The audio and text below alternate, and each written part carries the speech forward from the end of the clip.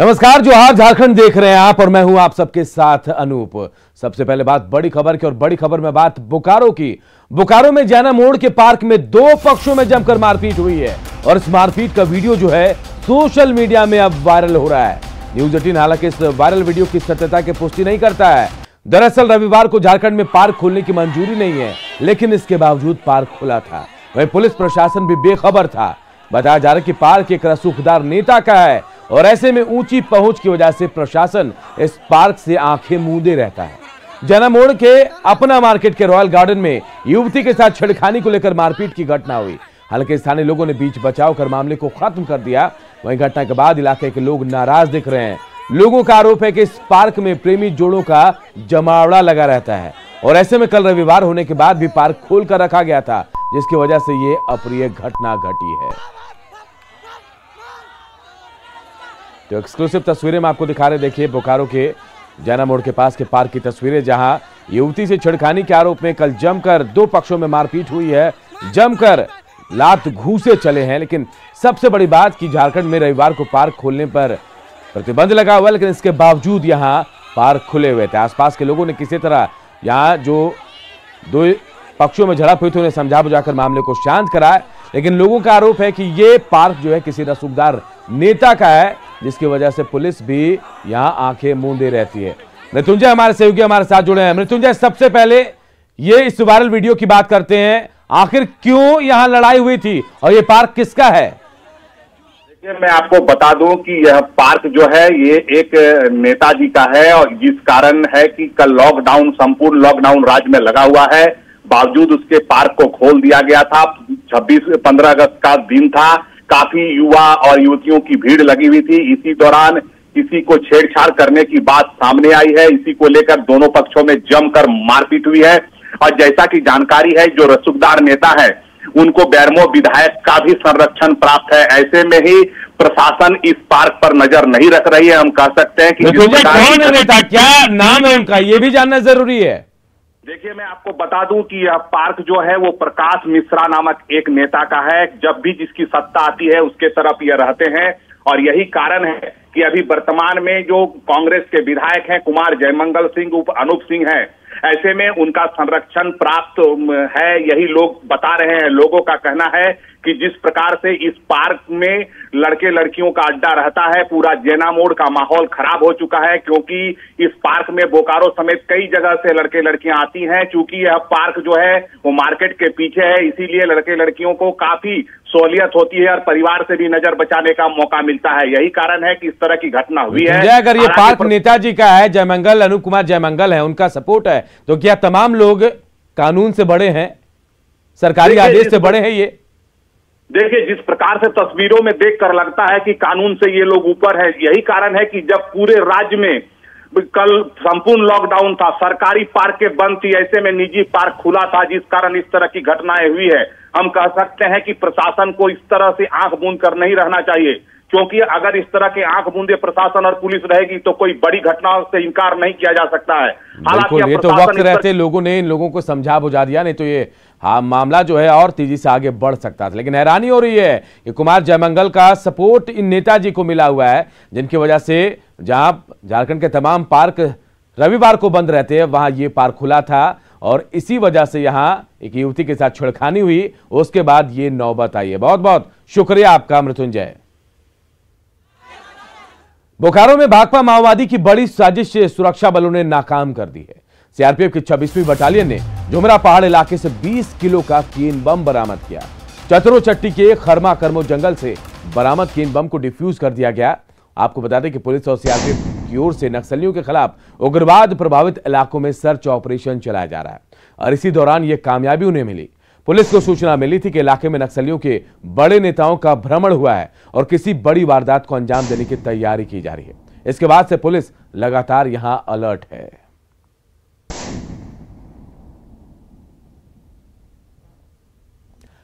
इधर हजारीबाग में कथित गोकशी का मामला सामने आया है और इसके बाद ग्रामीणों में नाराजगी भी है। ग्रामीणों ने पुलिस पर मुख्य आरोपी को छोड़ने का आरोप लगाया है और उसकी गिरफ्तारी के लिए 24 घंटे का अल्टीमेटम भी दिया है। हजारीबाग में कथित गोकशी पर आक्रोश। सड़क जाम और आंदोलन की चेतावनी। पुलिस पर मुख्य आरोपी को छोड़ने का आरोप। हजारीबाग में कथित गोकशी को लेकर ग्रामीणों में आक्रोश है। ग्रामीणों ने पुलिस पर मुख्य आरोपी खिलूस टोप्पो को छोड़ने का आरोप लगाया है। इसे लेकर ग्रामीणों ने बैठक कर आंदोलन की रणनीति बनाई। ग्रामीणों ने खिलूस टोप्पो की गिरफ्तारी के लिए 24 घंटे का अल्टीमेटम दिया है। ग्रामीणों का एक बैठक हुई, ग्रामीणों ने निर्णय लिया है अगर इस घटना का मुख्य अभिव्यक्ति खिलूस टोप्पो जिसको प्रशासन द्वारा छोड़ दिया गया है, अगर उसकी गिरफ्तारी नहीं होती है तो सारे ग्रामीण लोग 24 घंटे के अंदर में रोड जाम करेगी। इसका अल्टीमेट प्रशासन को दी गई है, सूचना भी दे दी जाएगी थोड़ी देर में। फोन के माध्यम से उनको सूचना हो चुकी है। इसके बावजूद अगर वो काम नहीं करते हैं तो आंदोलन जारी रहेगा। केरेडारी के बटुका गांव में धर्मांतरण को लेकर आयोजित कार्यक्रम में मिशनरी संस्थाओं से जुड़े लोगों पर गोकशी का आरोप है। बताया जा रहा है कि विश्व हिंदू परिषद और बजरंग दल के लोगों ने रंगे हाथ कई लोगों को पकड़ा था। इस मामले में पुलिस ने 4 लोगों को गिरफ्तार किया है, लेकिन ग्रामीणों का आरोप है कि मुख्य आरोपी को पुलिस ने छोड़ दिया है। करके मांस को कटिंग कर रहे थे तो उसी में हम लोग पकड़ने का प्रयास किए, जो कि कुछ लोग पकड़ में आए और कुछ अंधेरा का फायदा का उठाते हुए भाग निकले। हालांकि डीएसपी ने बैल काटे जाने की बात कही है, लेकिन ग्रामीणों का आरोप है कि गोकशी का मुख्य आरोपी खिलूस टोप्पो पिछले 10 से 15 साल से धर्मांतरण कराने की मुहिम में लगा है और कुछ प्रभावशाली लोगों के कारण हमेशा बचता रहा है। न्यूज़ 18 के लिए हजारीबाग से सुनील कुमार की रिपोर्ट। आज उत्तम आनंद हत्याकांड में सीबीआई की जांच चल रही है और आज सीबीआई गिरफ्तार ऑटो ड्राइवर और उसके सहयोगियों का नार्को टेस्ट करा सकती है। हत्याकांड से जुड़ी जानकारी देने पर जांच एजेंसी की ओर से 5 लाख रुपए इनाम देने की घोषणा भी की गई है। अब जज उत्तम आनंद की मौत की गुत्थी जल्द सुलझेगी। अब जज के हत्यारे जल्द शिकंजे में होंगे। सीबीआई ने जज उत्तम आनंद हत्याकांड से जुड़ी जानकारी देने पर 5 लाख रुपए के इनाम की घोषणा की है। इसे लेकर सीबीआई ने धनबाद के रणधीर वर्मा चौक समेत कई जगहों पर पोस्टर लगाए हैं, जिसमें कहा गया है कि हत्याकांड से जुड़ी जानकारी देने पर 5 लाख रुपए इनाम दिए जाएंगे। वहीं जानकारी देने वालों का नाम और पता गुप्त रखा जाएगा।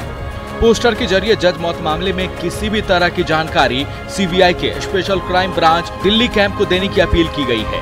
साथ ही पोस्टर में सीबीआई के एसपी और मामले का अनुसंधानकर्ता विजय कुमार शुक्ला का मोबाइल नंबर भी दिया गया है। 28 जुलाई को जज उत्तम आनंद की मौत हो गई थी। रणधीर वर्मा चौक के पास मॉर्निंग वॉक के दौरान एक ऑटो ने उन्हें टक्कर मार दी थी, लेकिन घटना के 17 दिन के बाद भी सीबीआई के हाथ खाली हैं। हालांकि ऑटो ड्राइवर लखन वर्मा और उसका सहयोगी राहुल वर्मा जरूर गिरफ्त में है, लेकिन अब तक कोई और सुराग हाथ नहीं लगा है। वहीं सीबीआई गिरफ्तार ऑटो ड्राइवर और उसके सहयोगी की ब्रेन मैपिंग और नार्को टेस्ट की तैयारी में भी है। संजय गुप्ता, न्यूज़ 18 धनबाद। सिमडेगा के कोलेबिरा में आकाशीय बिजली से 27 पशुओं की मौत हो गई। नवाटोली पंचायत के खीरगंजा में मवेशियों पर आसमान से मौत बनकर बिजली गिरी। मवेशियों की मौत से किसानों की कमर टूट गई है। इसके बाद प्रभावित किसानों ने प्रशासन से मदद की गुहार लगाई है। इधर गिरिडीह में तेज रफ्तार कार एक दुकान में घुस गई, जिससे दुकानदार की मौत हो गई, जबकि कई लोग घायल हो गए। घटना से गुस्साए लोगों ने सड़क जाम कर दिया। इस दौरान मौके पर पहुंचे बेंगाबाद के सीओ कृष्ण कुमार मरांडी के साथ भी बदसलूकी की गई। इसके बाद पुलिस ने भीड़ को खदेड़ दिया।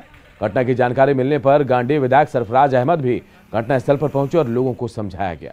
सरफराज अहमद ने पुलिस से निर्दोष लोगों पर कार्रवाई नहीं करने की मांग की है। बेंगाबाद से रेफर किया सदर अस्पताल। सदर अस्पताल में फोटो करने वाला आज बंद था। बंद होने के दरमियान में हमने प्राइवेट से इसका ट्रीटमेंट करवाया। बोकारो के सेक्टर 3 में सुअर चोरी को लेकर विवाद में एक युवक की चाकू मारकर हत्या कर दी गई। हत्या का आरोप 3 भाइयों अमर, अजय और मनोज पर लगा है। आरोपी मनोज एसपी ऑफिस में काम करता है। मृतक के परिजनों का आरोप है कि मृतक के चचेरे भाई के सुअर चोरी के आरोप में अमर पकड़ा गया था। इसके बाद अमर की पिटाई कर दी गई। इसे लेकर दोनों पक्षों की ओर से मामला दर्ज कराया गया था। मृतक के परिजनों का आरोप है कि पुलिस ने कोई कार्रवाई नहीं की। ऐसे में तीनों भाइयों ने चंद्रशेखर को चाकू मार दिया। परिजन आनन फानन में उसे लेकर अस्पताल भी पहुंचे, लेकिन वहां डॉक्टरों ने उसे मृत घोषित कर दिया। मृतक के परिजनों ने आरोपियों पर कड़ी कार्रवाई की मांग की है, तो वहीं पुलिस ने 2 आरोपी को गिरफ्तार कर लिया है। हत्या किया है ये लोग 3 भाई मिलकर किया है। कौन कौन? जिसका नाम है अमर और सद्दा उर्फ अजय, मनोज। जो मनोज जो है एसपी ऑफिस में काम करता है, उसी के माने पैर भी उसके मान लीजिए कि उसका एसपी के पास काम करता है उसका भाई, तो उसका समझ लीजिए पैर भी बहुत अच्छा है। और उसी के आड़ पे इसका बड़ा भाई बहुत सारा काम गलत करता है और किसी का छीनताई करता है, सुअर पालन वाला को चोरी कर लेता है। और इसी केस के लिए इस सब ऐसा हुआ है सर। 4 दिन पहले मारपीट के केस दोनों पार्टी में हुआ था, तो उसी में हमको भी सूचना मिला कि चाकूबाजी हुई है 3rd में, जो सदर अस्पताल में भर्ती कराया गया। सूचना पर हमने आए तो देखे कि इनका मृत्यु हो गया है।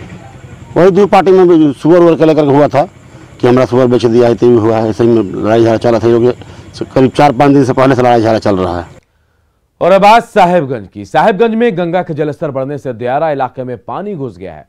वहीं गंगा का पानी साहेबगंज राजमहल NH 80 पर भी आ गया है, जिससे लोगों की परेशानी बढ़ गई है। घरों में पानी घुसने से लोग ऊंचे स्थानों पर शरण लिए हुए हैं, लेकिन ग्रामीणों का आरोप है कि अब तक प्रशासन ने राहत का काम शुरू नहीं किया। राहत सामग्री भी नहीं बांटी गई है। हालांकि नगर विकास मंत्री आलमगीर आलम ने कहा कि प्रभावित इलाकों में राहत कार्य चलाने के निर्देश दे दिए गए हैं।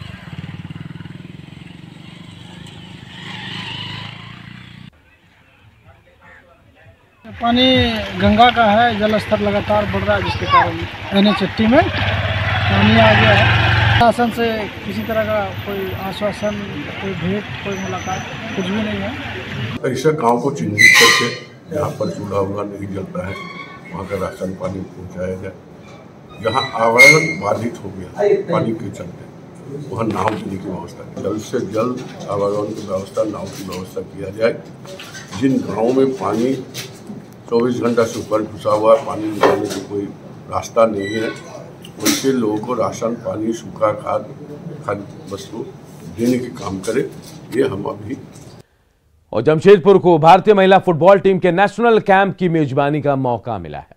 आज से इस कैंप की शुरुआत होनी है। हालांकि अभी तक कोई भी प्लेयर या टीम यहां नहीं पहुंची है।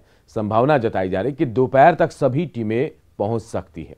AFC कप 2022 की तैयारी को ध्यान में रखकर इस कैंप का आयोजन किया जा रहा है। इस टूर्नामेंट का आयोजन भारत में 20 जनवरी 2022 से 6 फरवरी 2022 तक होगा। ज्यादा जानकारी दे रहे हमारे सहयोगी अभिनव।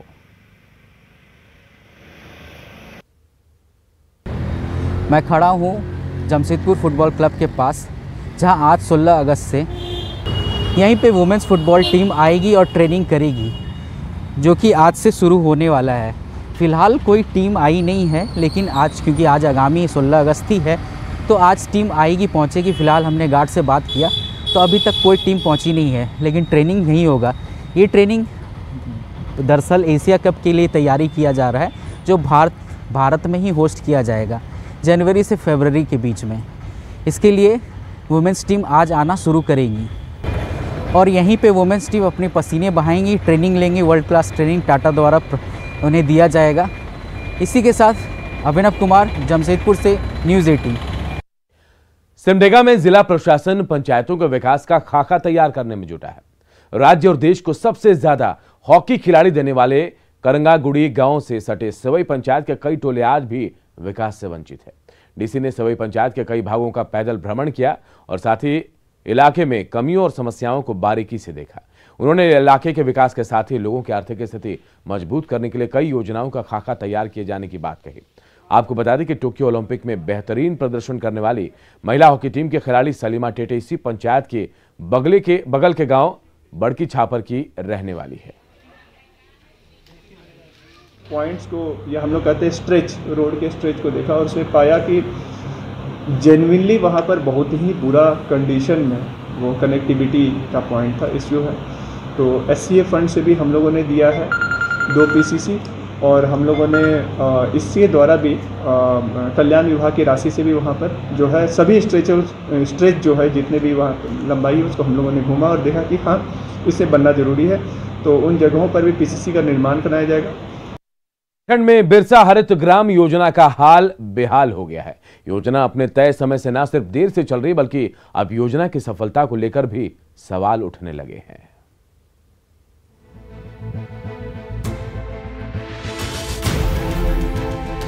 हरे भरे घासों के बीच गड्ढे ही गड्ढे। ये गड्ढे फलदार पौधे लगाने के लिए खोदे गए थे, लेकिन आधा मॉनसून बीत गया लेकिन अब तक फलदार पौधे नहीं लगे। ये हाल है बिरसा हरित ग्राम योजना का। रांची के चारदी गांव में मनरेगा के तहत कई एकड़ में ऐसे गड्ढे खोदे गए थे, लेकिन योजनाओं की हकीकत आपके सामने है। हम जिस जगह पर खड़े हैं यहाँ पूरे 1 एकड़ में इसी तरह के गड्ढे आपको नजर आएंगे, जो योजना के लिए, योजना को साकार करने के लिए मनरेगा के तहत बनाए गए हैं। मनरेगा इसलिए क्योंकि जब ये गड्ढे बन रहे थे उससे रोजगार मिल जाता है, उसके बाद जो फलदार पौधे लगाए जाएंगे उससे जो फल आएंगे, उससे जो योजना जिनके नाम से है उनको लाभ मिलेगा। लेकिन योजना की गति इतनी धीमी है कि अब गड्ढे जो हैं वो फिर से एक बार भर जाएंगे। न सिर्फ चारदी बल्कि कांके के चौली गांव में भी योजना का यही हाल है। अब तक खोदे गए गड्ढे के लिए मजदूरी तक भुगतान नहीं हुआ, जबकि खाद और फलदार पौधे भी सरकार द्वारा दिए जाने थे। 25 जुलाई तक पौधे खेतों तक पहुंच जाने चाहिए थे, लेकिन बारिश के कारण गड्ढे फिर से भरने लगे, लेकिन पौधे नहीं पहुंचे।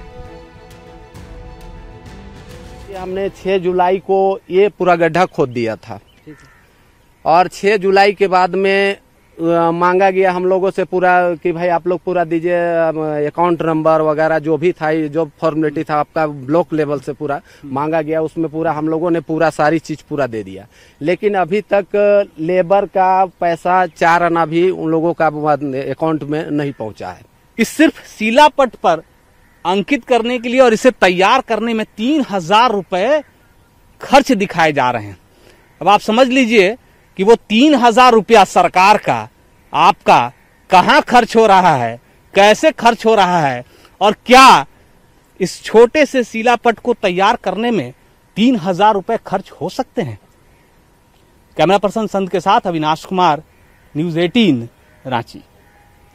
पाकुड़ के लिट्टीपाड़ा प्रखंड की महिलाएं मेक इन इंडिया अभियान से आत्मनिर्भर बन रही हैं।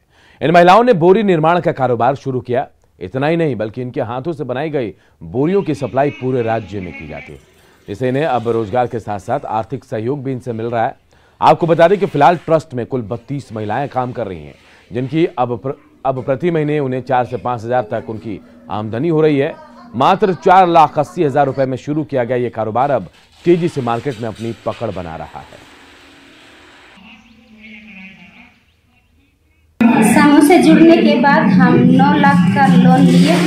लेने के बाद हम हमारे पहाड़िया समूह की दीदियों को जुड़ने के बाद हम इस ट्रस्ट का नाम गुत्तू गलंग कल्याण ट्रस्ट रखे और इसमें हमें डाकिया योजना द्वारा जो चावल वितरण होता है उसमें हम लोग बोरा सिलाई करते हैं। बोरा सिलाई करते हैं कि दिन में लाइन एनी टाइम लाइन रहता है तो हम लोग 2000 3000 करके सिलाई करते हैं। कोरोना की वजह से देवघर का बाबा मंदिर बंद है। मंदिर के पास तैनात पुलिसकर्मी वहां पहुंचे श्रद्धालुओं को वापस भेजने में जुटे हैं। ऐसे में मंदिर के पास पहुंचे भक्तों को पुरोहित बाहर से ही बाबा मंदिर के पंचशूल का दर्शन करा रहे हैं।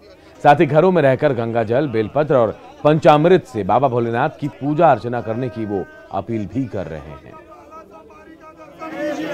रखा गया है तो बाबा बैद्यनाथ का स्मरण करके, शिव जी का स्मरण करके अपने घर में शिवलिंग रख करके, या नहीं हो सके तो शिव जी का तस्वीर रख करके उन पर ही शिव जी का ध्यान लगाते हुए पूजन करना चाहिए। गंगा जल से, दूध से, दही से, घी, मधु, चीनी इत्यादि से पंचामृत। आइए अब देखते हैं झारखंड 2020।